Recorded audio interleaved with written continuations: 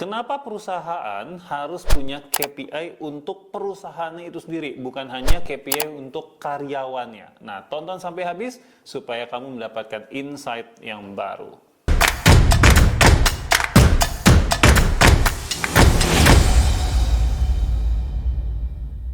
Halo semuanya, kembali lagi di channel Tanya Kak Sam. Gua kali ini masih ngebahas seputar KPI perusahaan. Supaya kita mempunyai kesamaan pemahaman, gue akan jelasin dulu ya, KPI perusahaan itu sebetulnya apa. Jadi, kalau di luar sana, biasanya KPI perusahaan ini juga sama dengan KPI CEO-nya atau KPI direktur utamanya. Ya, jadi bukan KPI karyawannya, anggota timnya, head-nya, vice presidennya, staff-nya, bukan. Itu beda. Itu kita sebutnya KPI individu. Oke, jadi mungkin ini merupakan suatu hal yang nggak lazim atau teman-teman baru dengar bahwa ternyata perusahaan pun juga harus di KPI-kan. Pertanyaannya adalah kenapa? Nah, ada beberapa hal yang membuat kita harus atau sebaiknya punya KPI perusahaan. Yang pertama adalah ketika sebuah perusahaan atau direktur utamanya atau ownernya bahkan punya KPI, maka ini akan menunjukkan prioritas dari perusahaan tersebut di tahun berjalan. Ya, karena dengan adanya KPI itu kalau di kita biasanya kita batasin hanya 8 ukuran, artinya 8 ukuran inilah yang dianggap penting sekali oleh perusahaan di tahun ini setidaknya. Ya, sehingga kalau ada karyawan yang bingung saya harus memprioritaskan yang mana, maka kita punya acuan, yaitu salah satunya KPI perusahaan.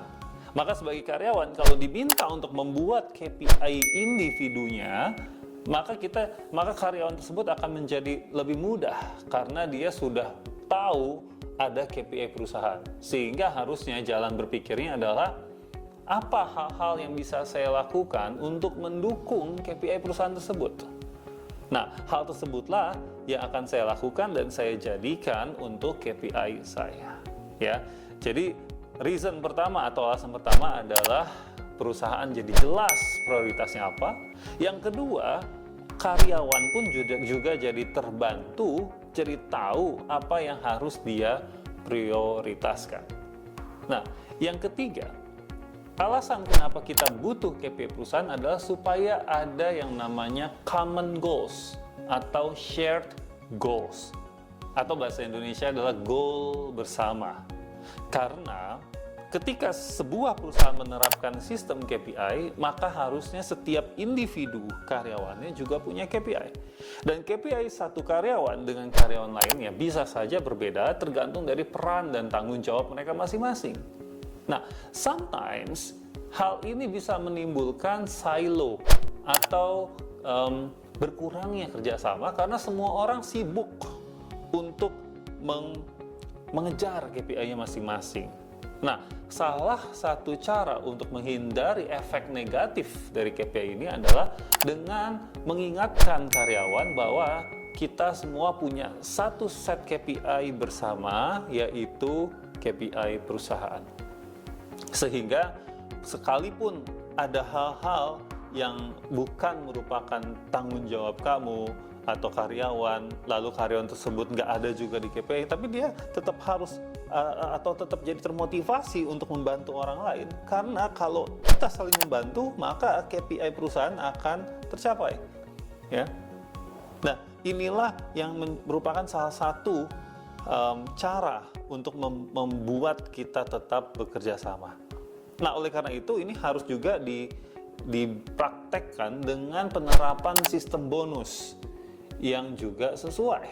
Contoh, apabila KPI perusahaan tercapai, maka bonus akan keluar. Sehingga orang-orang akan merasa peduli dan merasa jadi ingin membantu mencapai KPI perusahaan tersebut. Karena kalau KPI perusahaan yang nggak tercapai, maka sekeras apapun saya bekerja, ya bonusnya mungkin nggak keluar atau bonusnya mungkin jadinya sangat sedikit dan seterusnya.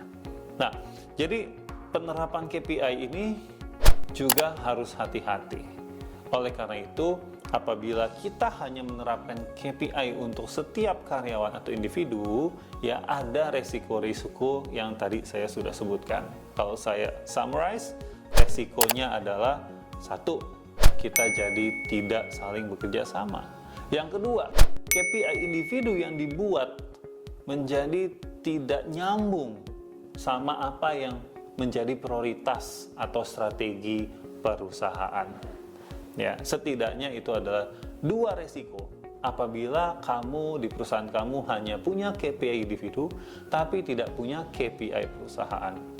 Nah, sekali lagi, walaupun mungkin bisnis kamu adalah CEO-nya masih business owner, ya, tetap butuh di KPI kan. Jangan mentang-mentang business owner lalu merasa bahwa saya nggak perlu KPI, kenapa saya dievaluasi kinerjanya, saya kan business owner. Nah, itu mindset yang salah. Ya, sebagai business owner pun, ya, kita juga harus bisa mempertanggungjawabkan kepada tim kita bagaimana pencapaian perusahaan di tahun ini.